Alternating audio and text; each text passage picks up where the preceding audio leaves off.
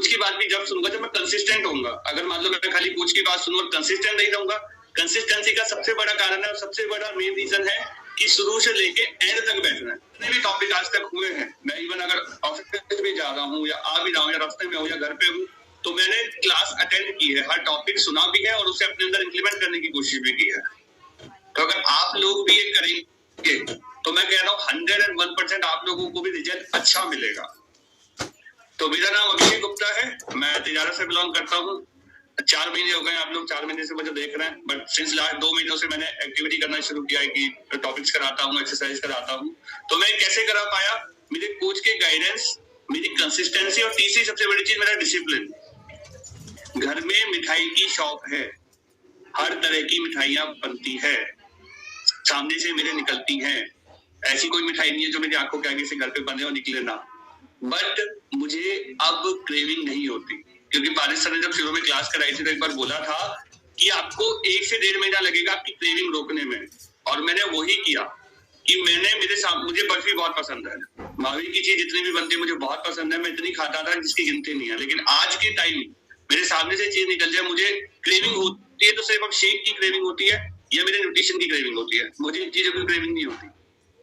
तो अब इसका फायदा क्या हुआ और इसका रिजल्ट क्या हुआ? 4 महीने में 26 किलो, 110 पे आया था, 84 मेरा वेट हो गया है, अब 26 किलो। सर कहते हैं, मैं भी कहता, क्लब वाले सब कहते हैं फन एंड मैजिक। तो मेरे साथ तो मैजिक ही हुआ है, फन तो मैं कर ही रहा था और ये खेल खेल में हुआ है। बस मेरा क्या था, फोकस क्लियर था, इसलिए मैं रिजल्ट ले पाया। अब इसके लिए सबसे बड़ा थैंक यू तो मेरे स्पॉन्सर, मेरे कोच रोहित भारद्वाज जी का, दूसरा मेरे सीनियर कोच जयवीर जी का, तीसरा Anamika ma'am and Paris sir का, जो इतनी अच्छी कम्युनिटी, मैं कम्युनिटी भी नहीं कहता, मैं हमेशा कहता हूँ मेरी फैमिली, सेकंड फैमिली। 45 साल का हो चुका हूँ। मेरे साथ वाले मुझे अंकल बोलते थे, छोटे बच्चे तो अंकल बोलते ही थे, साथ वाले जो भी मेरे बगल से मुझसे बड़े भी मुझे अंकल बोल के निकल जाते थे। सिचुएशन ये हो गई थी। तो मैं कहता हूँ मेरा सेकंड बर्थ इस फैमिली ने मुझे दिया, जिसे मैं कहता हूँ आखिरी सांस तक मुझे नहीं छोड़ दी, क्योंकि चीज बहुत अच्छी मिली है मुझे। जितना हो सके फॉलो करें और फोकस करें, रिजल्ट आपको मिलेगा।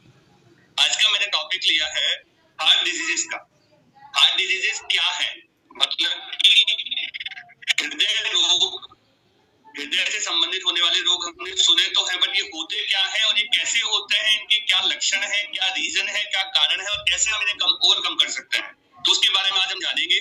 कि कहते हैं कि हृदय रोग तब हो सकता है जब एथेरोमा में क्रमिक निर्माण से धमनियां संकुचित हो जाती है, अर्थात जो हार्ट के अंदर जो नसें होती हैं वो संकुचित होने लग जाए और धमनियों की दीवारों के भीतर एक वसायुक्त फैट जमा होने लग जाता है, तो जिससे ब्लड का जो ऑक्सीजन का और ब्लड का जो प्रवाह होता है वो कम होने लग जाता है। तो उससे पहले हमारी नसीने में दर्द होने शुरू हो जाता है, बेचैनी होने, वसायुक्त फैट जमा होने लग रहा है, जिससे प्रॉब्लम होती है। यदि धमनियों में एथेरोमा का एक टुकड़ा टूट जाता है तो यह रक्त के थक्के के गठन की ओर जाता है। यह रक्त का थक्का कोरोनरी धमनी को अवरुद्ध करता है, मतलब जो हार्ट की मेन जो वो होती है नस होती है उसको अवरुद्ध कर देता है, जिससे कि हृदय की मांसपेशियों को ऑक्सीजन युक्त रक्त की आपूर्ति को कम कर देता है और हृदय की मांसपेशियां स्थायी रूप से क्षतिग्रस्त हो सकती है। इसे हार्ट अटैक के रूप में जाना जाता है। मतलब हमने सुना कि हार्ट अटैक होता है, क्यों होता है? क्योंकि ऑक्सीजन और ब्लड ये हमारे हार्ट को प्रॉपर नहीं मिल पाता है, जिससे वो पंपिंग का जो कार्य करता है ना वो कर नहीं पाता है। और यदि गठित रक्त का थक्का आपके मस्तिष्क में रक्त ले जाने वाली धमनियों को अवरुद्ध कर देता है तो ये मस्तिष्क के हिस्से में रक्त जाने की आपूर्ति को काट सकता है और उसे हार्ट स्ट्रोक कहते हैं। मतलब हार्ट अटैक और हार्ट स्ट्रोक रीजन क्या होता है? हमारी जो हार्ट की नसें हैं और जो मस्तिष्क की नसें हैं जहां से ऑक्सीजन और ब्लड पास होता है उसमें जब फैट जमा होने लग जाता है, जैसे आप देख रहे होंगे कि येलो कलर का जो ये पदार्थ है ये जब जमा होने लगता है तो हमें ऑक्सीजन नहीं मिल पाती और रक्त नहीं मिल पाता, जिससे कि हार्ट संबंधी डिजीज हो जाती है या स्ट्रोक हमें आ सकता है। तो ये तो होता है हार्ट रोग, किसे कहते हैं। अब टाइप्स क्या क्या है, कितने तरह के होते हैं? पहला तो हृदयघात, जैसे कि हमने पढ़ा कि हार्ट अटैक क्यों होता है। हार्ट अटैक का सबसे प्राथमिक लक्षण क्या है? सीने में दर्द उठेगा, जिसे एंजिना पेन कहते हैं। यह एक प्रेशर, हेवीनेस या टाइटनेस जैसा महसूस होने लगता है, मतलब जो हमारा हार्ट वाला हिस्सा है वो टाइट होने लग जाता है, जो केवल बाईं तरफ नहीं होता बल्कि बीच में या दाएं तरफ भी होता है। यह पेट के ऊपर भी तरफ जाता है, कभी बाएं हाथ या कंधे की तरफ जाता है और कई बार तो जबड़े या दांत में भी दर्द हो सकता है। मतलब हार्ट अटैक का मतलब मेन रीजन ये नहीं है, या मेन पता लगने का रीजन ये नहीं कि आपके बाएं तरफ दर्द हो रहा है तो ये आपको हार्ट अटैक आएगा, नहीं। बीच में भी हो सकता है, कभी आपके कंधे में भी हो सकता है और कभी कभी तो जबड़े या दांतों में भी होता है, जिस वजह से हार्ट अटैक हो सकता है। दूसरा रोग कौन सा होता है? रोमेटिक हृदय रोग। रूमेटिक हार्ट डिजीज एक ऐसी अवस्था है जिसमें हृदय के ढक्कन जैसी संरचना जो खून को पीछे बहने से रोकती है, एक बीमारी की प्रक्रिया से डैमेज हो जाने के कारण गले में इंफेक्शन से शुरू होती है। दूसरा हृदय रोग हुआ रूमेटिक। तीसरा जन्मजात खराबियां। जन्मजात मतलब कि जेनेटिक आती है।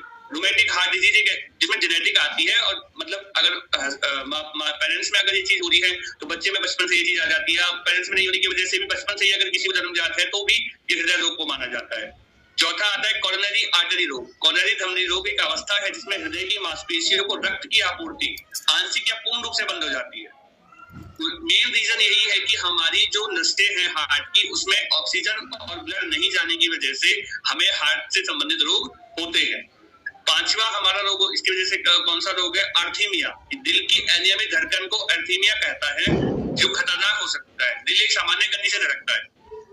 अगर आपकी धड़कन की चाल बिना कारण अक्सर अनियमित हो जाती है तो यह आपके लिए खतरे की बात हो सकती है। मतलब कहा जाता है कि 1 मिनट में मैक्सिमम 72 बार दिल धड़कता है। तो अगर उससे ज्यादा बार धड़कता है, आपकी हार्ट रेट अचानक से ज्यादा हो जाती है, आप नॉर्मल कोई काम कर रहे हो उसमें आपकी हार्ट रेट ज्यादा बढ़ जाती है, तो ये भी रीजन होता है कि आपको हार्ट से संबंधित कोई बीमारी है, इस वजह से आपको वो हो रहा है। लास्ट का रोग जो होता है वो कार्डियोमायोपैथी। कार्डियोमायोपैथी शब्द का उपयोग केवल तभी किया जाता है जब कोई विकार हृदय की मांसपेशियों को प्रत्यक्ष रूप से प्रभावित करे। प्रत्यक्ष अर्थात डायरेक्ट हृदय की जो मांसपेशियां उनको प्रभावित करता है। अगर अन्य विकार जैसे कि उच्च रक्तचाप अर्थात हाई ब्लड प्रेशर और हृदय के असामान्य वाल्व के कारण भी अंतर तो गुदवा हृदय की मांसपेशियां मोटी हो जाती है तो उसे हार्ट फेलियर कहा जाता है। तो ये हुए हमारे हार्ट डिजीज के टाइप्स। पहले हमने पढ़ा हार्ट डिजीज होते क्या है, उनके टाइप्स क्या है। तीसरा क्या है? रीजन। सबसे बड़ा रीजन क्या है? तो उसमें ये पता लगा कि अधिकतर मामलों में हार्ट डिजीज की शुरुआत हाई कोलेस्ट्रॉल से होती है और ये हार्ट अटैक, हार्ट स्ट्रोक और दिल से जुड़े कई रोगों की प्रमुख वजह है। अब हाई कोलेस्ट्रॉल कैसे होता है? फैट वाली चीजों का अधिक सेवन करना, इस वजह से कोलेस्ट्रॉल हमारे शरीर में बढ़ता है। स्मोकिंग करना, शराब पीना या सुस्त जीवन शैली, इसके सबसे बड़े कारण है। जो इलेक्ट्रॉनिक गतिविधि की जांच के लिए किया जाता है, इसे ईसीजी और ईकेजी के नाम से भी जाना जाता है। त्वचा से जुड़े सेंसर का उपयोग आपके दिल द्वारा हर बार धड़कने पर उत्पन्न विद्युत संकेतों का पता लगाने के लिए किया जाता है।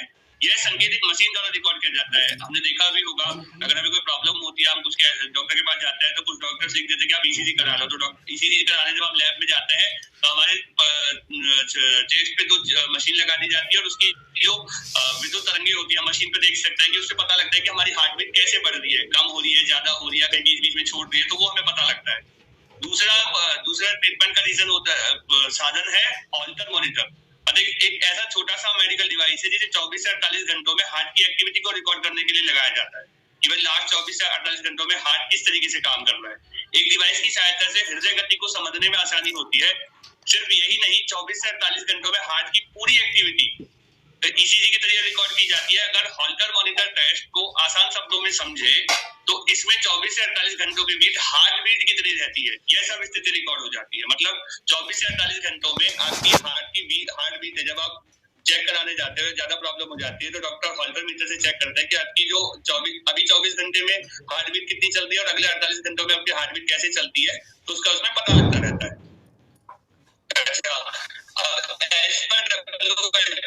नंबर ऑफ हार्ट डेथ्स होती है पर ईयर में, तो इसमें बताया गया है कि हार्ट अटैक से सालाना अभी 2019 तक का डाटा निकला तो उसमें पता लगा कि पहले 18,309 थी और 19 तक होते होते 28,000 हो गई और अब लेटेस्ट अगर हम देखें तो ये और भी बढ़ गई है। और इसके अलावा एक हेल्थ रिपोर्ट निकाली गई जिसमें ये देखा गया कि जो डिजीजेस होते हैं उसमें कितना परसेंटेज कौन से डिजीजेस हैं। तो पता लगा कि 2% डायबिटीज होता है लोगों को, 13% रिस्पिरेटरी डिजीजेस होते हैं, 7% कैंसर वाले हैं और 28% कम्युनिकेबल मैटरनल या पेरिटोनियल न्यूट्रिशन वाले हैं।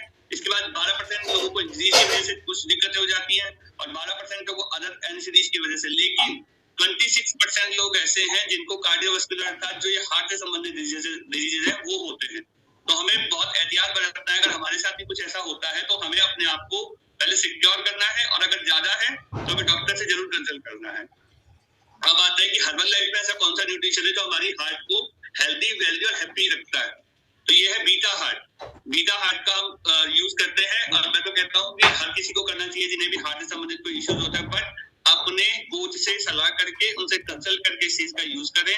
बहुत इफेक्टिव है, हमारे हार्ट को हेल्दी वेल्दी और हमेशा के लिए हैप्पी रखता है, जिससे हमें कोई डिजीजेस नहीं हो सकते और हम अपने आप को हेल्दी वेल्दी लाइफस्टाइल हम जी सकते हैं। तो ये मेरी साइड से था आज का topic. Thank you ma'am, thank you so much, आपने मुझे बोलने का मौका दिया। एंड आप सबका थैंक यू कि आप लोगों ने मुझे बड़ी बात सुना, तो थैंक यू सो मच।